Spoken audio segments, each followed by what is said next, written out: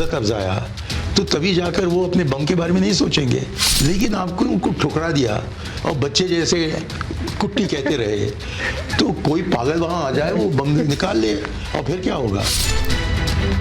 कहते हैं संभल के चलो, पाकिस्तान के पास एटम बम है। ये जो पाकिस्तान के बम बम बम की बातें करते हैं ना, आज तो पाकिस्तान का हालात ये है कि बम को संभालना कहां, बम बेचने के लिए निकले हैं। राम मंदिराचं आम्ही शुद्धीकरण करू, कारण की आमचे एक आदिवासी बेटी और देश की राष्ट्रपति रामलला के दर्शन करके आई। कांग्रेस पार्टी के एक बड़े नेता ने घोषणा की, राम मंदिर को गंगा जल से धो करके राम मंदिर का शुद्धिकरण करेंगे। ये देश का अपमान है कि नहीं है?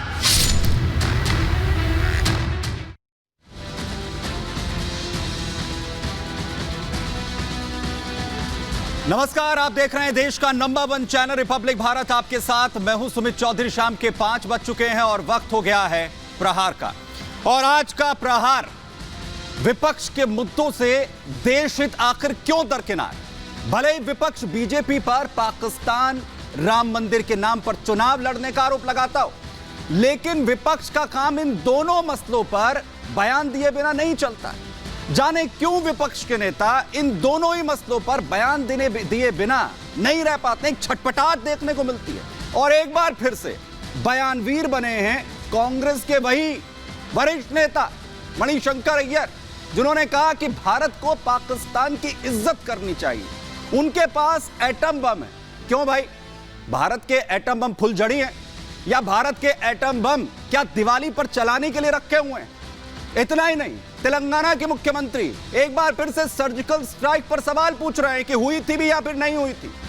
और वहीं दूसरी तरफ कांग्रेस के नेता नाना पटोले कह रहे हैं कि सत्ता में अगर आ गए तो राम मंदिर का शुद्धिकरण कराएंगे।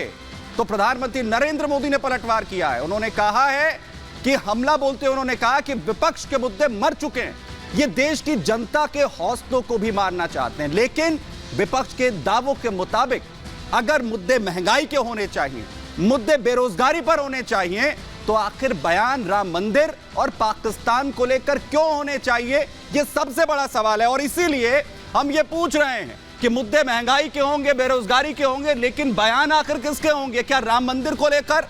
और अगर उस पर फिर हमला बोला जाएगा। और देखिए कैसे पलटवार प्रधानमंत्री नरेंद्र मोदी ने आज किया विपक्ष पर।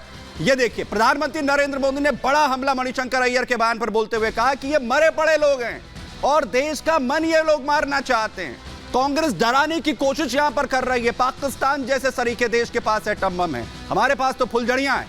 कांग्रेस के इसी रवैये से आतंक बढ़ा है। यह भी बड़ा हमला प्रधानमंत्री नरेंद्र मोदी ने बोला। उन्होंने कहा कि जम्मू कश्मीर ने 60 साल तक आतंक झेला है और यही रवैया इसके लिए जिम्मेदार रहा है। कांग्रेस की वजह से देश ने इन हमलों को झेला। आतंकियों को सबक सिखाने के बजाय इनके हौसलों को लगातार आगे बढ़ाया गया। ये लोग उनके साथ लगातार बातचीत करते रहे, बैठकें करते रहे। वोट बैंक की वजह से इन पर किसी तरह का एक्शन जो है वो नहीं लिया गया, जिस पर कार्रवाई होनी चाहिए थी। उनके साथ गलबैयां होती रही और इसीलिए आज प्रहार कर रहे हैं और पूछ रहे हैं कि आखिर जब बात होगी महंगाई की, बात होगी बेरोजगारी की, मुद्दों पर अगर जोर दिया जाएगा तो बयान आखिर क्यों पाकिस्तान के समर्थन में आएंगे? इसी पर करेंगे प्रहार। देखिए सबसे पहले एक रिपोर्ट।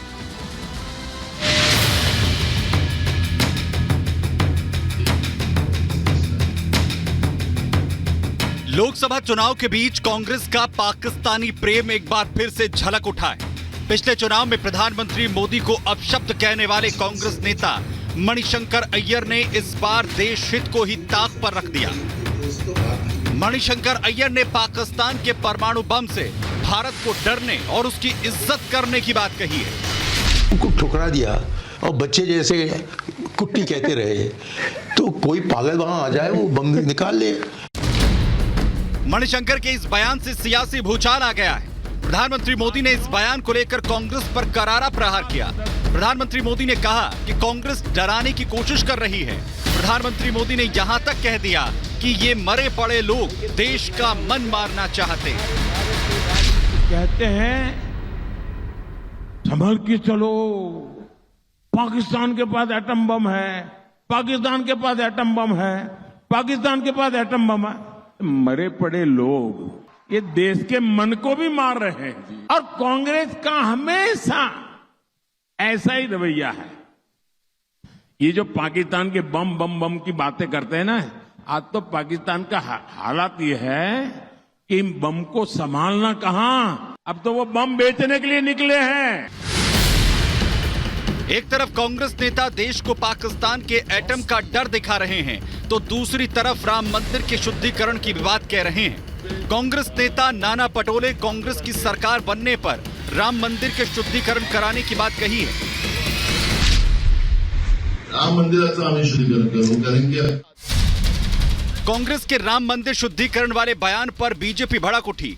बीजेपी ने कहा कि कांग्रेस एक तरफ पाकिस्तान के सम्मान की बात करती है और दूसरी तरफ राम मंदिर का अपमान करती है। कांग्रेस नेता का ये बयान राष्ट्रपति द्रौपदी मुर्मू के द्वारा रामलला के दर्शन करने के तुरंत बाद आया, जिससे उनकी दलित विरोधी मानसिकता झलकती है। मैं कांग्रेस पार्टी और इंडी गठबंधन से पूछना चाहता हूं कि आप इस प्रकार से देश की प्रथम नागरिक और समस्त शेड्यूल ट्राइब समाज, आदिवासी समाज का इतना घोर अपमान करने पर क्यों आमादा है? यह सीधा सीधा भारत के एससी और एसटी समाज का घनघोर अपमान है। जो कांग्रेस वाले राम के बारे में जो बार बार सवाल खड़े करते हैं, इससे ऐसा लगता है कि ये राम के वंश की परंपरा से नहीं है, ये रावण की औलाद है। और रावण के अंदर ही राम को लेकर के नफरत होती थी, और ऐसे ही रावण की परंपरा को आगे चलाने वाले ये कांग्रेस के सभी नेता लोग हैं। ऐसे लोगों के इस प्रकार के बयानों की मैं निंदा करता हूं, निषेध करता हूं। लोकसभा चुनाव को लेकर सियासी बयानबाजी तेज हो गई है। इंडी गठबंधन किसी भी हाल में चुनाव जीतना चाहता है और यही वजह है कि इंडी अलायंस की तरफ से लगातार डर, तुष्टीकरण और अपमान वाली सियासत हो रही है। ऐसे में देखने वाली बात यह कि क्या इंडी अलायंस के ऐसे बयानों का असर चुनाव पर पड़ता है। देश की जनता 4 जून को किसे ताज सौंपती है। Bureau report, Republic Bharat. तो सबसे बड़ा सवाल यह कि आखिर क्यों विपक्ष के मुद्दों से देश हित गायब है, पाकिस्तान प्रेम क्यों झलक रहा है, इसी पर बात करेंगे। खास मेहमान हमारे साथ यहां पर जुड़ गए, उनका परिचय सबसे पहले आपके साथ करवा दूं। शाजिया इल्मी बीजेपी स्पोक्स पर्सन हमें यहां पर ज्वाइन कर रही हैं। मैं बहुत स्वागत है आपका। सुमित सोनी जी हमें यहां पर पॉलिटिकल एनालिस्ट के तौर पर ज्वाइन कर रहे हैं। सर आपका स्वागत है। प्रदीप सिंह जी हमारे साथ यहां पर होंगे, पॉलिटिकल एनालिस्ट। दुष्यंत नागर जी हमारे साथ यहां पर मौजूद रहेंगे। अश्विनी मिश्रा जी होंगे और साथ ही संजीव कौशिक जी भी हमारे साथ यहां पर होंगे। मैं शाजिया इल्मी जी आपके पास आऊं, लेकिन सबसे पहले मैं शुरुआत यहां पर दुष्यंत नागर सर आपके साथ कर रहा हूं। और सबसे बड़ी बात यह कि बात बार बार कही जाती है, मैंने आपको बार बार डिबेट में सुना और हमने भी बार बार ये डिबेट की है कि मुद्दे महंगाई, बेरोजगारी होने चाहिए। फिर ये देश हित का जब मसला आता है, ये क्यों बयानों से दरकिनार हो जाता है? उसमें पाकिस्तान प्रेम क्यों झलकता है? क्यों राम मंदिर को लेकर इस तरीके की बयानबाजी की जाती है कि शुद्धिकरण होगा? वहां ये बयान क्यों नहीं एप्लीकेबल होते हैं? वहां स्टेटमेंट क्यों नहीं आती है? देखिए, आपने इंडिया अलायंस या कांग्रेस पार्टी के मैनिफेस्टो में जिन शब्दों की आप बात कर रहे हैं या जो उनके स्टार कैंपेनर है जिनकी सूची मीडिया में जारी की जाती है, उनके द्वारा इन शब्दों का प्रयोग करते हुए सुना है? मणिशंकर अय्यर नहीं